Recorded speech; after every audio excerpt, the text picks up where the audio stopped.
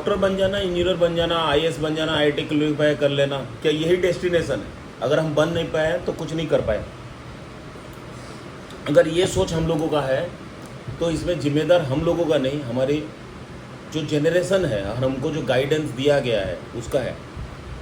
अगर चलो मैं आईएएस नहीं बन पाया, आईएएस का प्रिपरेशन मैं 10 साल से कर रहा हूँ और मैं आईएएस नहीं बन पाया, 10 साल अपने लाइफ का मैंने दे दिया और बन नहीं पाया। डॉक्टर बनने के लिए मुझे 5 साल लगता है, तो मैंने नीट का तैयारी किया 5 साल, क्लास 11 से शुरुआत किया। या ऐसा सोच लो कि कुछ बच्चे तो क्लास 9 से प्रिपरेशन करते हैं, तो अपने लाइफ का 5 साल 6 साल दे दिया मैंने, सपोज डॉक्टर नहीं बन पाया।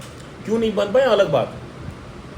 अगर मैं बन नहीं पाया या क्वेश्चन पेपर लीक हो गया या ऐसा कुछ हुआ जिसका ऊपर मेरा कंट्रोल नहीं है, इसका मतलब ये नहीं कि मैं मेहनती नहीं हूँ, इसका मतलब ये नहीं कि आप मेहनती नहीं हो।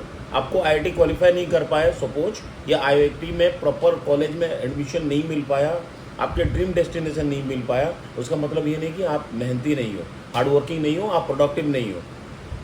आप अपने लिए प्रोडक्टिव हो, आप अपने परिवार के लिए प्रोडक्टिव हो, आप अपने समाज के लिए प्रोडक्टिव हो। अपने आप को नुकसान पहुंचा के किसी भी तरीके से आप इसमें भला आप अपना नहीं कर रहे हो। भाई एक चीज़ नहीं बन पाया ना, आप दूसरा चीज़ बन पाओगे।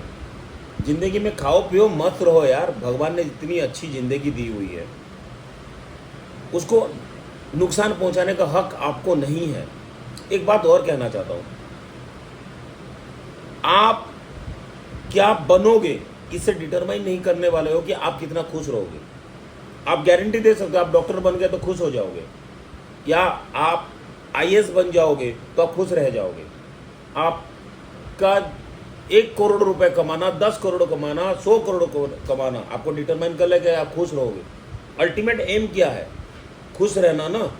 तो आप ये कोशिश करिए कि आपके पास जो है उसमें खुश रहो। बाय द वे बात मैं आज क्यों बोल रहा हूँ, इसका लॉजिक है, नीट की क्वेश्चन पेपर लीक होने की वजह से हमारे सरकार की नेग्लिजेंस बोलो या हमारे देश में जो मोरल डिग्रेडेशन हुआ है, जिसके वजह से ये भयानक अपराध होते हैं। और पेपर लीक उसका एक बहुत बड़ा नमूना है कि भयानक अपराध या एक गैर जिम्मेदाराना मोरल डिग्रेडेशन का सबसे बड़ा उदाहरण है पेपर लीक।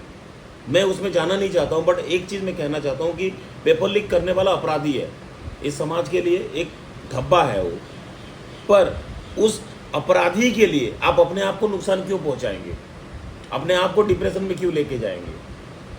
आपके साथ बुरा हुआ ये सही है, लेकिन आपको अगर ये लगता है कि अगर किसी और के अपराध का सजा आप अपने आप को दोगे तो आप अपना भला कर रहे हो, तो आप तो रहे नहीं भाई।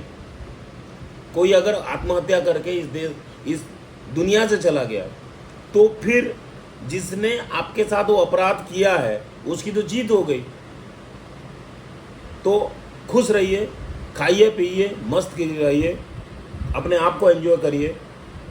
एक चीज़ हो नहीं पाया, चाहे वो आप डॉक्टर नहीं हो पाए या इंजीनियर नहीं हो पाए या आईएएस नहीं हो पाए, उसका मतलब ये नहीं है कि आपकी ज़िंदगी वहीं पर ख़त्म हो गई। इसके बाद भी ज़िंदगी है और आप कुछ बन सकते हो।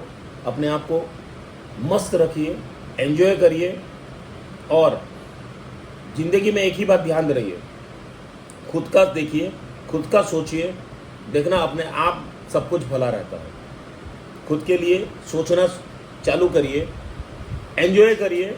एक कोर्स, एक जॉब या एक डेस्टिनेशन ही आपको खुश रखेगा, उसका कोई गारंटी नहीं है। हो सकता है अच्छा जॉब मिल जाए, लेकिन अच्छा जॉब आपको अच्छी ज़िंदगी देगी, ये बहुत ही बेवकूफ़ाना सोच है। एक आईएएस या एक डॉक्टर या इंजीनियर, या यूँ सोचिए कोई भी ड्रीम डेस्टिनेशन पकड़ लीजिए, वो आपको खुश रखेगा, उसका कोई गारंटी नहीं है। ऐसा सोच लीजिए कि आप शायद आपका कोई ट्रैवल के लिए कोई जगह में गए, किसी अच्छे से रिजॉर्ट में रहे, बट ज़रूरी नहीं है कि आपका एक्सपीरियंस बहुत ही बेहतरीन होने वाला है। तो मिलते हैं दूसरे हफ्ते, और हर हफ्ते मैं आपसे बात करना चाहूँगा, पर अपने आप को नुकसान पहुँचा के आप अपने गार्डियंस को, ये समाज को और अपने आप को दुखी मत करिए। Thank you very much, love you all.